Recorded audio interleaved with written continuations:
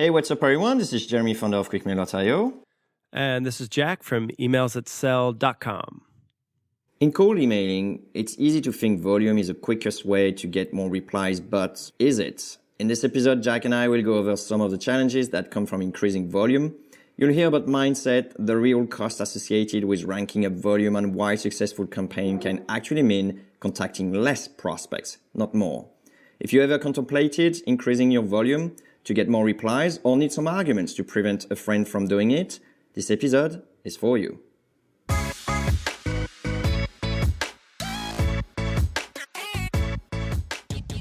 Jack, last week we had a couple of questions in support about people asking us to increase their limit of 500 prospects to be contacted per day. And my answer to that is always no, because 500 new prospects a day for a user is usually more than enough. And I wanted to have a chat with you if you have anything to say about quantity when it comes to cold email. Yeah, I think quality versus quantity is a great discussion that will probably always be ongoing in the world of cold email, because there's an idea that if you are a cold email power user, then you sort of have earned the right after, let's say, months of testing different campaigns to reach out to hundreds and hundreds of people a day and adding more than 500 people to a campaign Monday through Friday. But it doesn't always make sense to do that. And usually when you crank up volume beyond this limit, you probably see much worse results that we're about to get into right now. Yeah, most of the time what I find actually when people are going for volume, I always look at what their current reply rate.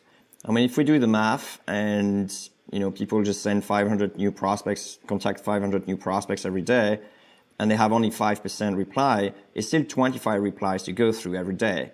So potentially it's 25 leads. Okay, we've been talking in past episode, like I'm thinking episode 7, when we go over metrics that counts for cold email, that probably half of your reply rate will be considered as positive versus negative. So that would still mean like around 12, 13 replies that are positive. So following up on 12 or 13 people per day could actually be considered as a lot. And if somebody's thinking, okay, great, well, let's scale, let's keep pushing this number up, it's easy to say, okay, well, then I just need to add more prospects to my campaign every day, and then my lead count will go up. But that's just seeing this through one angle. For example, if you, instead of saying, I want to double the leads I get every day, so therefore I'm going to double the prospects, you could say, let me focus on how to double my reply rate, or let me focus on how to double the number of positive replies that I'm getting in my campaign. And if you tweak those numbers accordingly, each one is going to give you twice the amount of leads. And I'm going to argue that it's easier to lift response rates, to lift the positive to negative replies in order to get that lead count where you want it, as opposed to just adding pure volume at the top of the funnel. Yeah, that's a fair point. I mean, most of the people asking me that usually don't really have a good understanding of their audience, and the prospecting is not that great, so they just try to go for the volume and see what sticks. Instead, if they've done their homework and nailed down a bit more on their audience and really craft a hot list of prospects, then that probably wouldn't be a problem to go for 500, even less, 100 per day. If you couple that, because if your audience is better and the message resonates more, you're going to end up with 20% maybe reply rate instead of that 5% reply rate. So you could go easily with 100 prospects per day, and you'll have like already a better reply rate than you would have had if you just crank up the volume.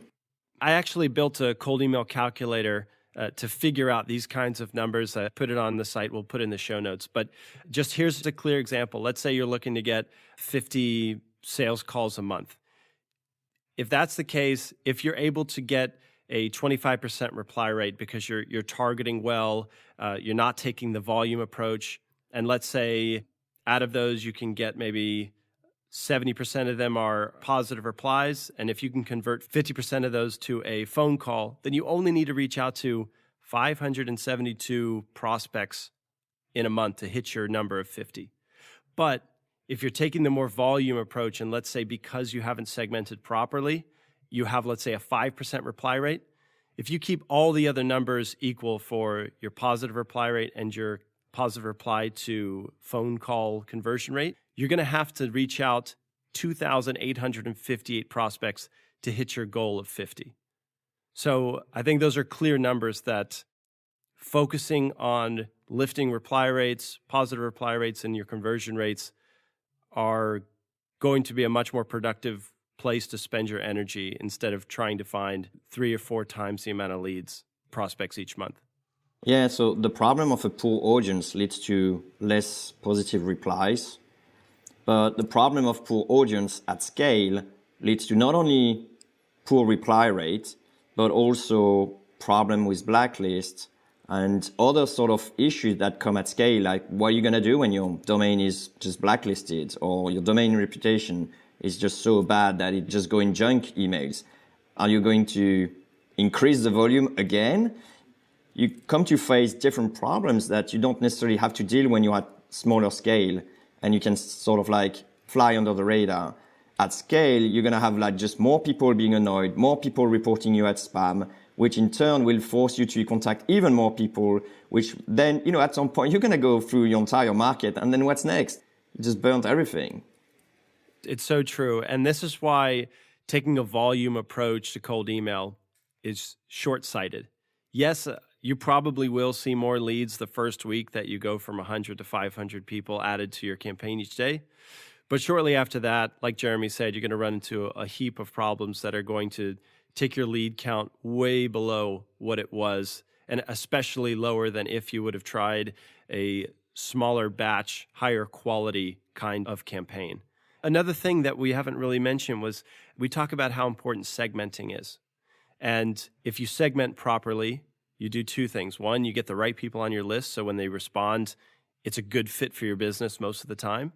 And 2, if you segment properly, you're going to have an easier time starting conversations because your emails will sound less like a shotgun. This email was sent to thousands of people, sort of like yourself.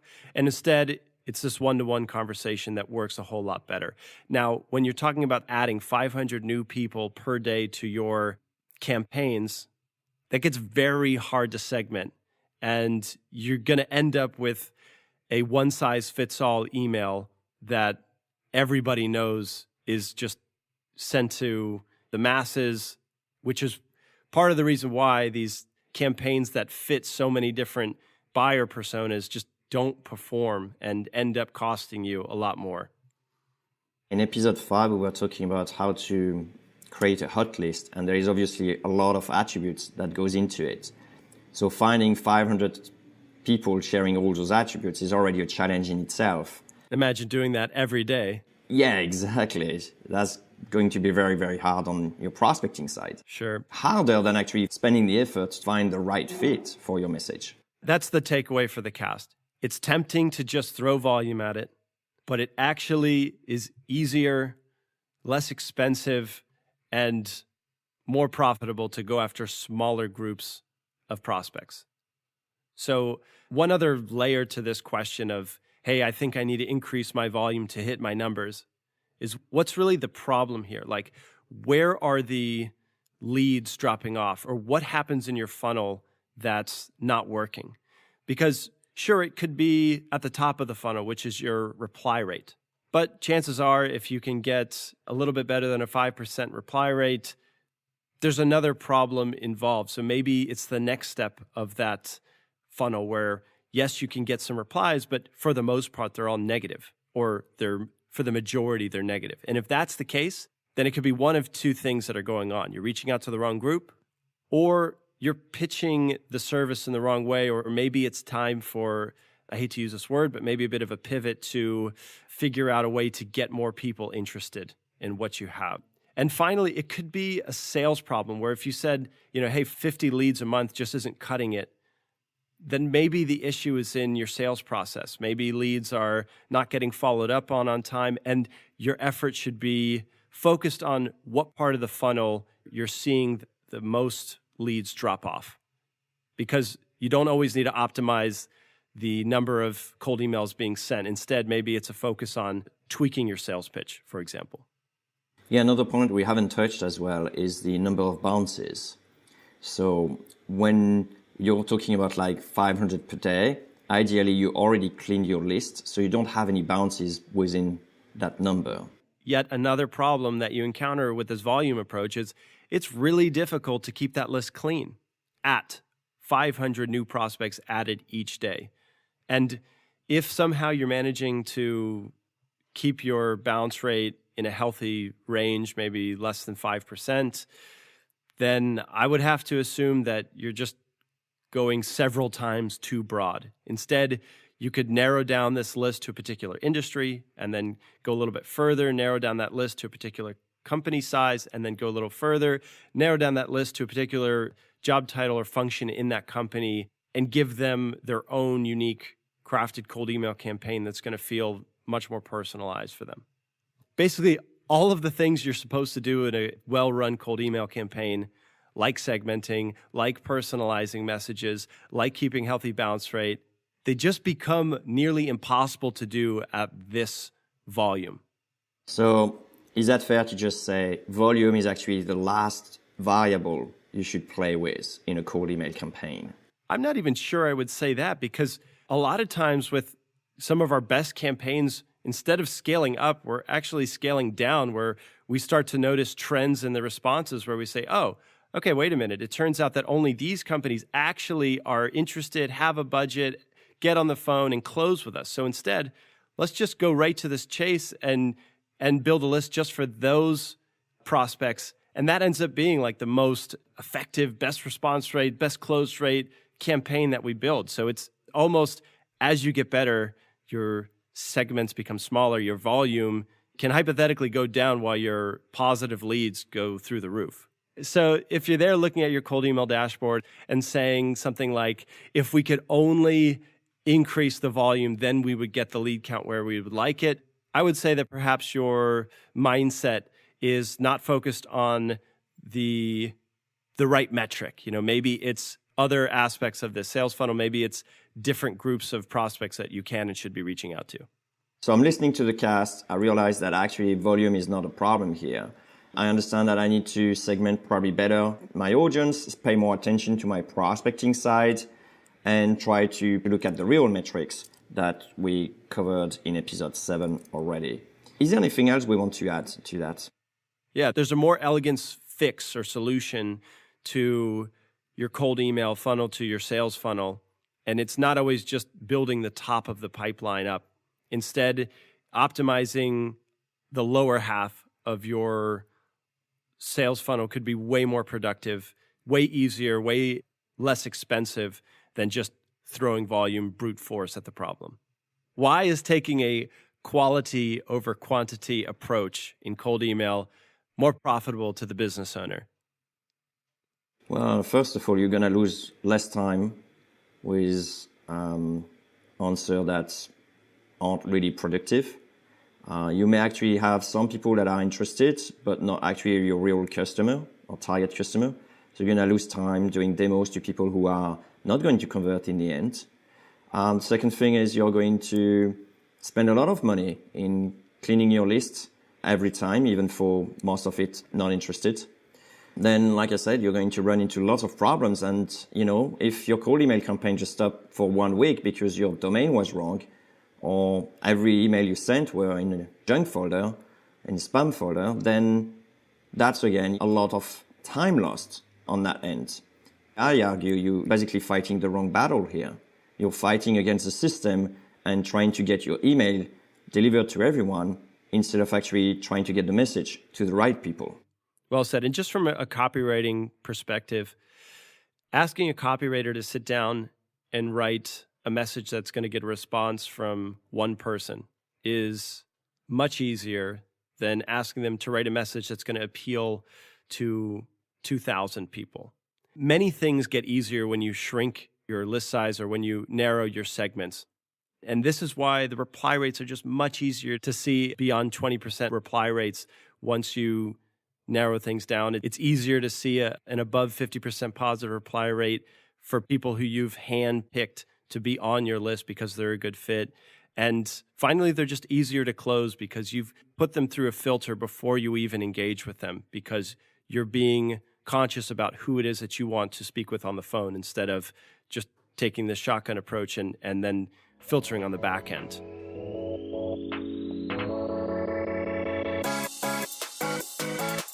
In today's cast, we talked about how if you're looking to get more leads and sales out of your cold email campaign, the answer almost is never just crank up the volume. Why? First, it's expensive to find and verify these prospects, plus you'll be spending quite a lot of time keeping your emails out of the spam folder. Second, it's less productive. You'll be spending your time talking to the wrong people and fixing volume problems when you could be improving your campaign. And finally, scaling volume means scaling everything else, such as prospecting, A/B testing, and most importantly, reply handling. And it's easy to drop the ball on these things when the volume is the sole focus. Hey, cold emailer. Yeah, you. If you got some value from this episode, give us a high five by sharing a 2-sentence review on iTunes. Or Stitcher or TuneIn. That works too. It's a quick way to help other growth-minded folks like us find this podcast So they can send awesome emails and make everyone's inbox a better place. Thanks.